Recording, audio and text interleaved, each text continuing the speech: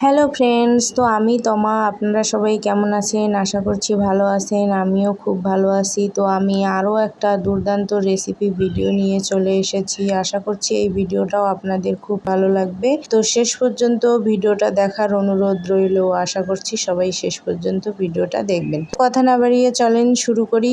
বন্ধুরা, শুরুতে দেখে তো বুঝতেই পারছেন কি রান্না করব। হ্যাঁ বন্ধুরা, আজকে আমি পটল চিংড়ি রান্না করব, একদম ঘরোয়া এবং আমার স্টাইলে। আমি যেভাবে রান্না করি ঠিক সেইভাবেই। তার জন্য এখানে সমস্ত কিছু কুটে ধুয়ে নিয়েছি। পটল, সামান্য একটু আলু দেবো, আলু, চিংড়ি মাছ, পেঁয়াজ, কাঁচা লঙ্কা, আদা। প্রথমে যেটা করতে হবে, আদা, কাঁচা লঙ্কা, পেঁয়াজ আর অল্প কিছু চিংড়ি মাছ এখানে হালকা বেটে নেব। আপনারা চাইলে ব্লেন্ডারেও বেটে নিতে পারেন, কিন্তু আমার এই বাটনের মধ্যে বাটলেই আমার কাছে বেশি ভালো লাগে। ব্লেন্ডারে ব্লেন্ড করলে খুব বেশি মিহি হয়ে যায়। তো আমি এখানে দুটো চিংড়ি মাছ দিয়ে দিলাম। যত বেশি চিংড়ি মাছ দেবেন ততই তো বেশি মজা হবে। তো আমার হাজবেন্ড চিংড়ি মাছ পছন্দ করে না, তার জন্য আমি অল্প করে এখানে চিংড়ি মাছটা ব্যবহার করব। আপনারা আপনাদের পছন্দ মতো দিয়ে দেবেন। অল্প দেওয়ার কারণে কি হবে, ফ্লেভারটা বেশি পাওয়া যাবে না, মানে চিংড়ি মাছের।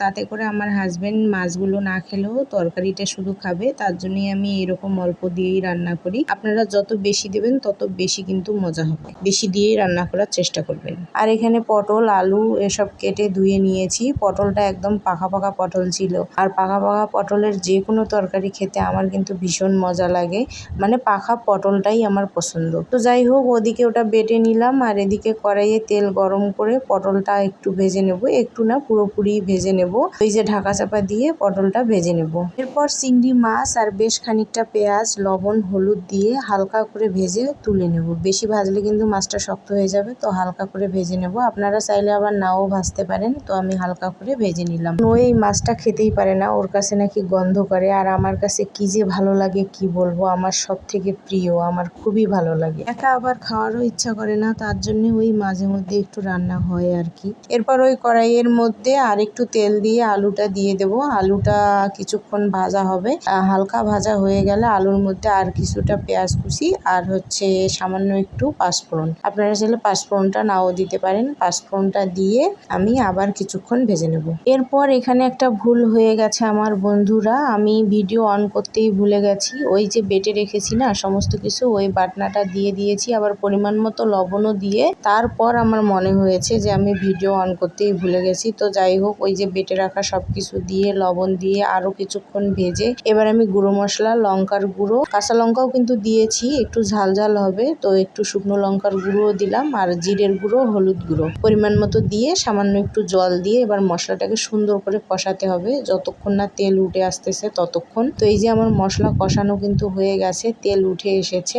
এখন এই অবস্থায় আমি ভেজে রাখা চিংড়ি মাছ, পটল আর ওই যে পেঁয়াজটা যে ভাজলাম, পেঁয়াজটা শেষের দিকে দিলেও হবে, আবার চাইলে আপনারা এই অবস্থাতেও পেঁয়াজটা দিতে পারেন। পেঁয়াজটা দিয়ে আরও কিছুক্ষণ কষাবো। কষানোর পর ঝোলের জন্য সামান্য একটু জল দিয়ে দেবো। আর বন্ধুরা, পটল চিংড়িতে আমি কিন্তু ঝোল বেশি করি না, একদম মাখো মাখো হবে। আর যত বেশি কষাবেন তত তো বেশি মজা হবে। তো যাই হোক, এই যে জল দিয়ে দিলাম। এবার তরকারিটা ফুটলেই এখানে গরম মশলার গুঁড়ো আর সামান্য একটু ঘি দিয়ে নামিয়ে নেব। ঘি দিলে খেতে আরো ভালো হয়, তার জন্য আমি একটু ঘি দেই। আপনারা যদি হাতের কাছে পান তাহলে দেবেন, না দিলেও সমস্যা নেই। আর এই গরম মশলা, মানে এই মশলার গুঁড়োটা, এটা আমি নিজেই বানাই। আর এই মশলাটা দিলে আমার মনে হয় তরকারির স্বাদটা দ্বিগুণ বেড়ে যায়, আমার কাছে মনে হয় আর কি। তো এই যে আমার তরকারি একদম রেডি। বন্ধুরা, দেখতে যতটা সুন্দর হয়েছে খেতেও কিন্তু দারুণ হয়, একদম ঘরোয়াভাবে। আপনারা ট্রাই করে দেখতে পারেন। তো এই তো ছিল আজকের ভিডিও এবং আমার কথাবার্তা। যদি আপনাদের একটুও ভালো লাগে তাহলে দয়া করে আমার চ্যানেলটা সাবস্ক্রাইব করে লাইক, কমেন্ট, শেয়ার করে পাশে থাকার অনুরোধ রইল। ধন্যবাদ সবাইকে। আজকে তবে চলে যাচ্ছি।